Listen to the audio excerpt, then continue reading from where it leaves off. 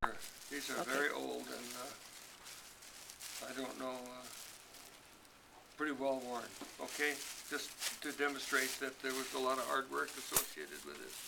And then eventually had a family, and he had kids. And where do you think they bought their shoes? No stores, remember? Long ways. Well, by the time he had kids, maybe there were some stores. But also they were very poor.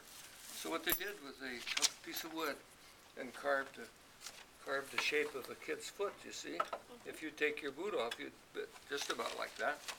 And then he would put the leather around that he would tan himself from deer or from cowhide or whatever they happened to have, and they made their own shoes. And that's the last for probably one of the girls. Looks to me like they had 3 girls and 5 boys in that family, so they had to make a lot of shoes. Okay? And when they did go and trade early on, they did some of that with gold, you know, and not very much around here, but he did have this little old scale that you don't see very many of these. If I can put it together, you hold it up like this, you see the needle there. If you had, if it was fixed right, this end's kind of broken, see? But you put the gold dust on one side, and the weight, little tiny penny weights, you could measure then to tell when it was even up here, then it was, that would tell you the amount you had, okay? Isn't that interesting? Yep. Now, they did do some gold mining, you know, over maybe in the Entiat some and up by Fluid Pass, that area, but he wasn't too involved in that. He was too busy hoeing weeds. And here's a picture of his house. He built his house, his first house, out of logs. And this is Clara Rock, who was a friend of ours years ago, was an artist, and my dad had an old picture, and she drew this. So first they built the log cabin, and I think this is probably the bathroom back here. Does it look right? And then this one here is the wash house. It was so hot, and when you had to cook on wood stoves and boil water to do the washing on, so they had this wash house, and they would do their washing out here. And this was the dog house. And my dad said when he was a little bitty kid, that's where he played with the dog right there. So that's kind of fun. And then he was an interesting guy. You mentioned that he went to the College of Aarhus in Sweden or with Norway, and got an agricultural degree. And one of the things they learned was how to survey.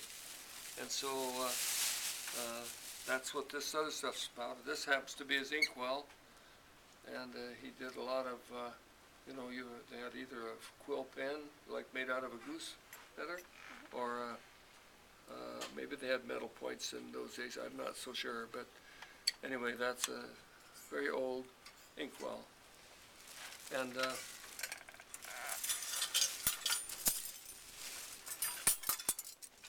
he became a surveyor and surveyed lots of the land in this county, Chelan County, and Grant County. He was, you know, was at one time the Grant County and Douglas County were one. And along the coulee, you know, when you see the map of Douglas County, it goes like this, really jiggly down there. So they followed the coulee wall essentially, but they had no really good way to measure that. So they just went by the section lines and measured. Okay, so how do you suppose they measured distance in those days? They didn't have big long rulers, okay? So they had a transit, you know, a transit like a telescope with a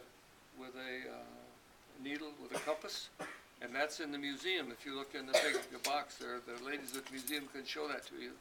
And so they could start at a fixed point that maybe the Army engineers would have established for when they surveyed the land originally.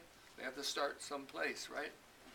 So they would start from there, and then if he wanted to survey a section of land, they would go from that point or another point that was established as the surveying went on. And they used the transit to strike a line, and then they would have a crew of men that would take chains like this. And if I unfolded this, can you visualize what that would look like if I unfolded it? Well, that's a big deal. Anyway, let's see. Do you know how many feet there are in a rod? Do you know what a rod is? It's a unit of measure, 16.5 feet. That's about, this is about 2 rods across this room. A chain is 16.5 feet, and 4 times that is a rod. 4 chains is a rod. And 20 chains equals a quarter of a mile. That's 1,320 feet. And you know how many feet are in a mile, don't you? 5,280? Yeah, it took 80 chains. And this is the way they did that. I don't know, it would be a big mess to do this, but this will all stretch clear out. Now this happens to be a 50-foot chain, so I didn't have the 16.5-foot chain is in the museum, or maybe it's 2 chains, I'm not sure. But so when they're surveying, you start at one place, and there's a guy out here that holds this right way out in front, and he's stretched way out, and he has a handful of pins. And this guy, who are the chain men, they called them, he would start at the starting point, and when he had his hand fixed at the right spot to start, he would say, stick. And the guy out in front has this stretched out tight, and he has those little pins, and he would stick one pin in the ground right here, right inside his handle, right there. And when he got it there, he would say, stuck. Then they could pick a chain up, and this guy, they'd all walk ahead then. And then this guy, when he came to this pin, he would have this pin in his chin like that. And when he got to there, and this guy's way out ahead again, he'd say, stick. And then this guy would stretch it out, drop another pin, and he'd say, stuck. Okay, then this guy picks up this pin, and he goes to the next one.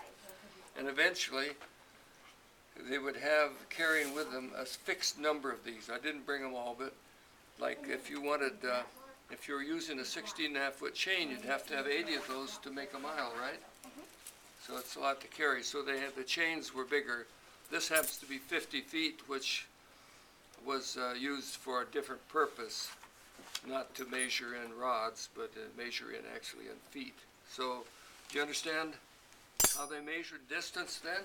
Just like moving the chains on a football field. Yep. It's just like moving the chains on a football field. Yes, exactly. Except they were measuring for a different reason.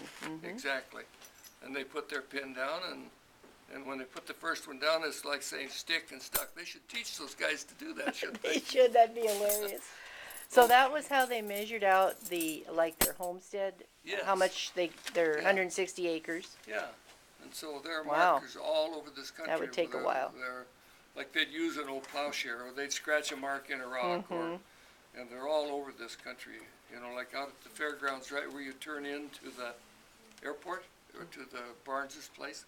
Right, that's a section corner right there, I think, or a quarter corner. I don't know, but they did find one of his rocks right there, one of his markers. Or they'd use an old bottle and put a note in it or something like that. Well, we've been looking at maps for township, range, and section, Yeah. preparing for the farmers. So Yeah. this is how they originally measured them. This is exactly how they measured the ground, all by hand like this.